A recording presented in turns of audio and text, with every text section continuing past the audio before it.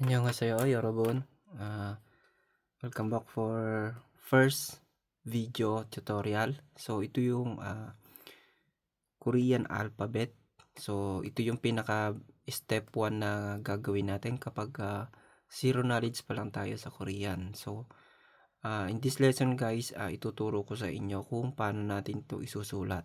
Okay? So, ito yung consonant. Sa Korean ay chaum. Okay? So, yun yung mga consonant. Ito naman sa baba yung double consonant. Okay?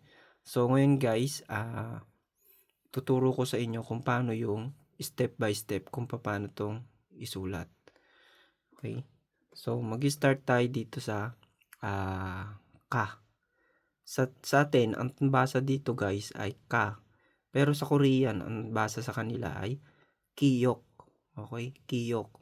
So lalagyan natin.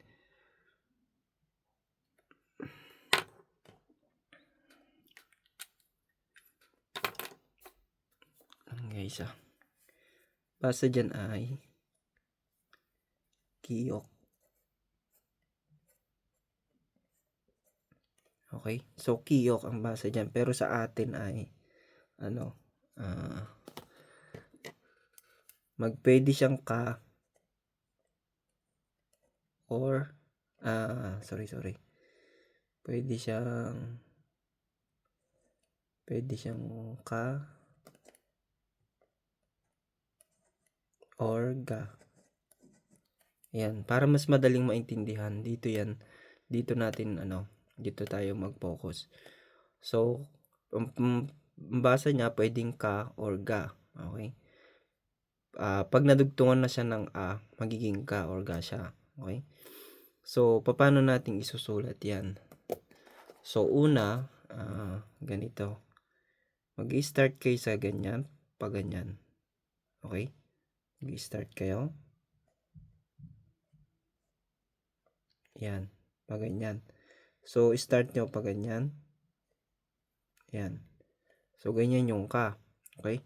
Next yung na naman, pag ganito naman siya. Okay? So, dito ko mag-i-start pag ganyan. Then, yan. Okay? So, ito naman ay, ang basa sa Korean ay naun.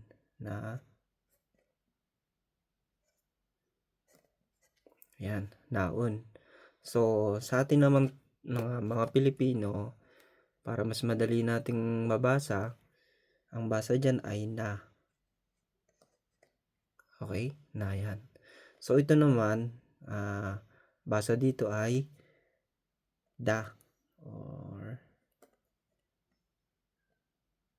paano ba yun da? Da or ta. Ayan, para mas madaling maintindihan, da or ta yan sa atin. Okay? Sa Korean naman, ang basa sa kanya ay tikut. Tikut. Okay? Tikut. Tikut. Okay. So, ganyan yung basa niya, tikut. So, ang sulat niya, paano siyang isulat ganito guys. Ganito. Ganyan. Tapos, ganyan. Okay? Ito. Yan. Tapos, pangalawa dito. Yan. So, ganyan isulat siya guys. So, ito yung proper na pagsusulat. So, ganyan siya sa papracticein para magaya nyo yung ganitong kagandang sulat. Okay? So, hindi yan guys makukuha sa isang buwan na pagsusulat. Kailangan ito ay, para maging ganyan kaganda yung sulat nyo, kailangan siguro mga less than 6 months na continue kayo nagsusulat, mapapractice nyo yan. Okay? So, ganun siya. Kaya, wag tayong mag-aapura na ganyan kaganda magsulat.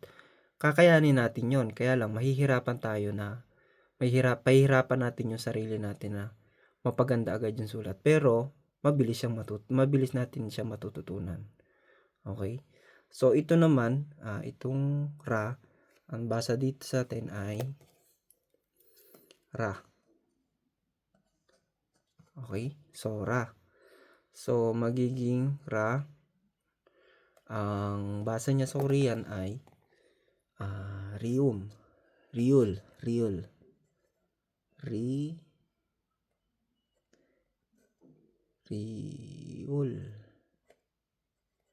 Okay? Ryul ang basa sa kanya. So, paano naman natin siyang isusulat? So, ganito. 1. Tapos, yan. Yan. So, dahan-dahan lang pagsulat, guys. So, papunta dito. Pasensya na guys, masama yung pakiramdam ko eh. So, papunta dyan, tapos, papunta naman dito. Okay? So, ganyan siya. Pag ganyan, tapos pag ganon. Okay? So, ganyan yung step ng pagsusulat. Okay, next, dito naman tayo sa ito. Ito ay basa dito ay ma. Sa atin sa Pilipino, para mas madaling maintindihan, ang basa kanya ay ma. Ma, ang sa Korean naman ay mium. Mium. Okay? So, mium ang basa sa kanya. So, paano siyang isulat? Ganito guys. So, pag ganyan. Tapos, pag ganyan. Okay? So, pagpunta dito. And then, pangpunta dito. Okay? So, nakuha niyo step. So, ganyan yung pagsulat niya. Ang basa dyan ay ma. At sa Korean naman ay mium.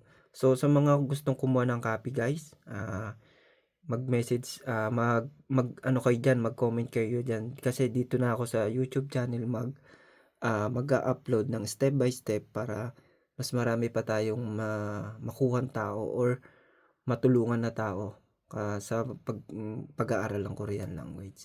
Okay? So, ito naman, itong letter na to, ano bang basa dito? Ang basa dyan ay pa.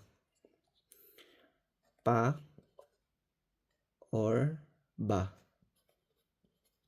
Ay, black na yan ay sulat ko, sorry. So, pwede siyang pa or ba. Okay? So, sa Korean, ang basa sa kanya ay piuk.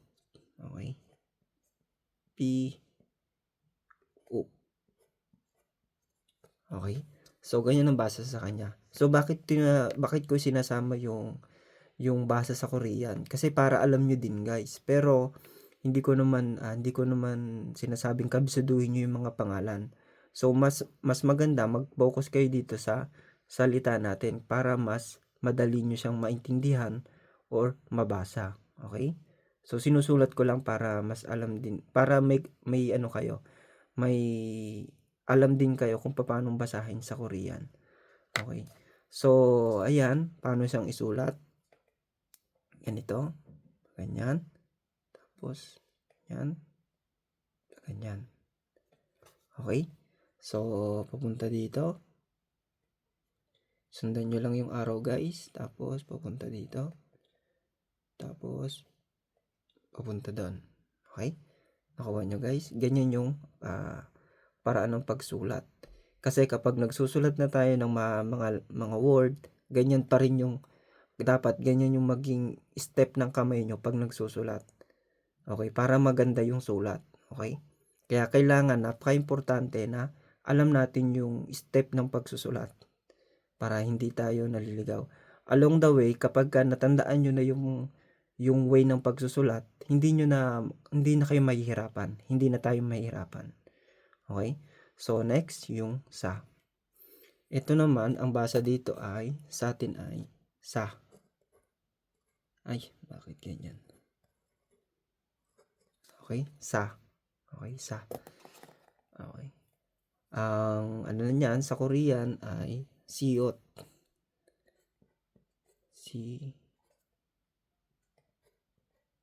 Yan, siot. So, madali lang naman siyang isulat. Ganito lang, guys. Yan. Ganyan lang siya isulat. Okay? So, step. Okay? So, ganyan lang siya isulat. So, next, yung O, or, ang basa niya sa Korean ay iyong, iyong. Okay? Iyong, sa atin naman, ang basa sa kanya ay nga. Okay, nga. So, madali lang to isulat. Ito pala yung pinakamahirap isulat. So, ganyan lang. Kung bibilog lang kayo, guys. Ayan, o. Ganyan na siya. Bibilog lang kayo. Bibilog nyo lang yan, pabilog na ganyan. Okay? Bilog lang siya. Isang bilog lang. Okay? So, next, para hindi tayo mahaba yung video. Ja. Ito naman sa Korean, sa atin ay ja. Okay, ja. Ja. Sa Korean ay chiyut.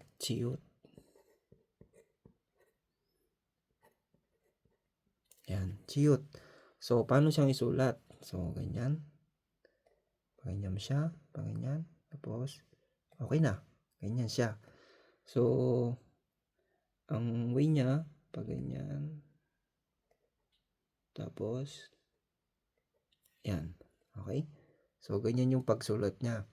So, next, yung ha. Sa Korean, ang basa sa kanya ay hiyo.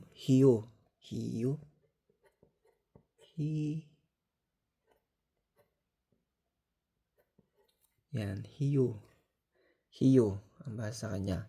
So, ang ano sa kanya, basa sa atin ay ha. Okay, ha. So, ganyan yung basa niya. So, next, yung cha. Paano palang isulat? So, madali lang din siya isulat. Ganyan, guys, Wait lang kayo na maliit, tapos sunod malaki. Yan na. Okay? So, ganun lang siya kadali. So, ito naman, itong next na to. Anong basa natin dito? Cha. So, sa atin, cha. Yan, cha. So, sa Korean, ang basa sa kanya ay chiyut.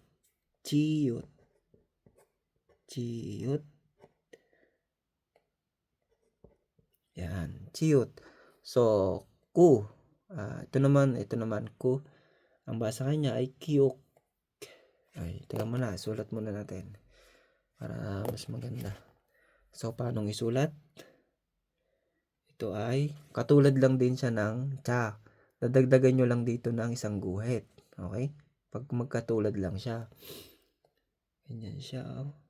Yan. Okay? Guguhit lang kayo ng paganon. Tapos guhit doon. Tapos paganon sa taas. Okay? Kuha ba, guys? The next, yung ka. Ito naman ay ka. Okay, ka. So, sa Korean, ang basa sa kanya ay kiyok.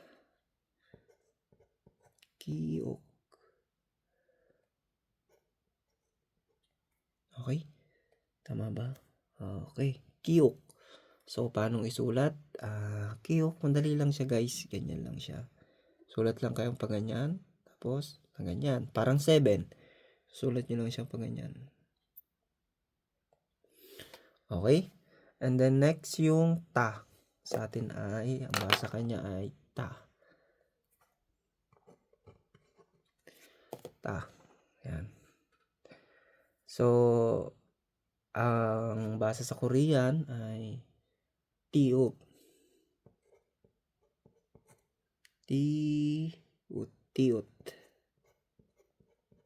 Yan, tiut. So, paano isulat natin yan? Parang gumawa lang kayo ng E.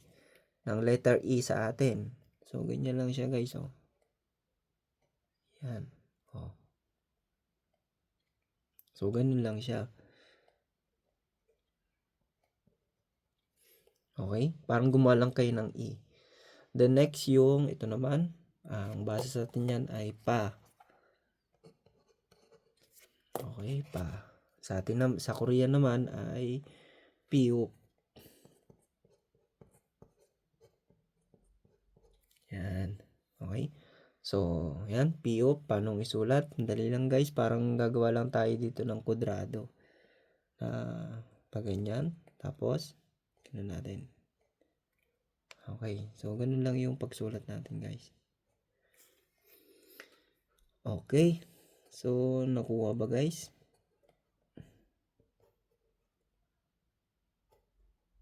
Para mas makita natin. Ayan. So, ganyan yung pagsulat ng consonant or chaum. Okay? So, ngayon guys, may i-add ako sa inyo. Dito guys, itong mga consonant na to, kapag nasa isang word na, pakitandaan po nagbabago yung sounds niya or yung basa sa kanya. Okay? Pero, wag po muna kayong mag-focus doon sa ganung bagay. Ang pag-focusan natin kapag first time kayo, ito kung paano siyang isulat. Kasi ito yung pinakaunang basic na dapat nating gawin, yung pagsusulat. Okay? Sa along the way, yung pagbabasa pa, yung basa nun sa word na nagbabago na, matatandaan po natin yun. And then, siguro sa mga susunod na video, ituturo natin dito yan sa channel natin. Okay? So, ito namang double consonant. Ang basa naman dito guys ay wait lang basa dito ay sangkiyok. Ito, isa lang. Sangkiyok.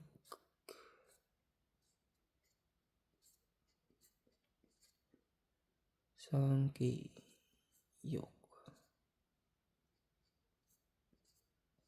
Ayan, sangkiyok. So, sa atin ang basa niyan ay kapa din siya. Okay? Sa atin, ta. Ito naman ay pa. Ito naman ay sa. Ito naman ay cha. Cha. Okay, cha. Pwedeng cha. Hindi pala. Cha lang to. Ja. Yan, ja. Okay? Balik natin to. Excuse me. Okay? So, sangkiyok, di ba, yung yung ka, idodoble lang natin dito sa baba. Pasensya na kayo guys may sakit po kasi ako So, dito, ganyan lang siya Okay? So, dalawa lang siya. Magiging dalawa lang siya dyan. So, yan. Magiging ganyan siya. And then, itong ta, ang basa sa Korean ay sangtikot. Sangtikot. Sangtikot.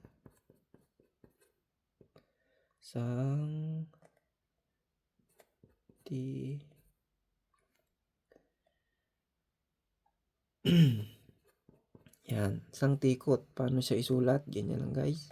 Yan, sulat kayo. Dodoblehin lang natin yung ta. Okay? Dodoblehin lang natin. Ito yung sulat niya. So, ito namang pa, ang basa sa kanya sa Korean ay sangbiyuk. Sangbiyuk. Sangbiyuk. Okay? Sangbiyuk.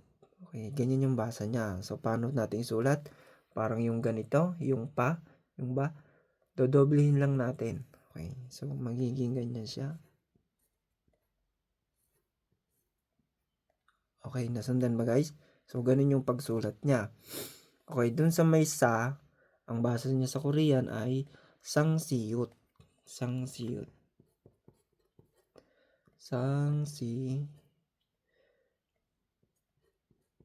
Yan, sangsiyut. So, sa pag sinulat natin, parang ganito sa madodoble lang ulit siya. Ganun yung gagawin natin. Ganyan siya di ba? So, ganun lang kasimple. So, ito namang ja, ito siya. Saan ba siya? Yun. Itong ja, ganyan isulat. Dodoblehin lang natin. Okay? So, sa Korean, ang basa sa kanya ay sangkiyot.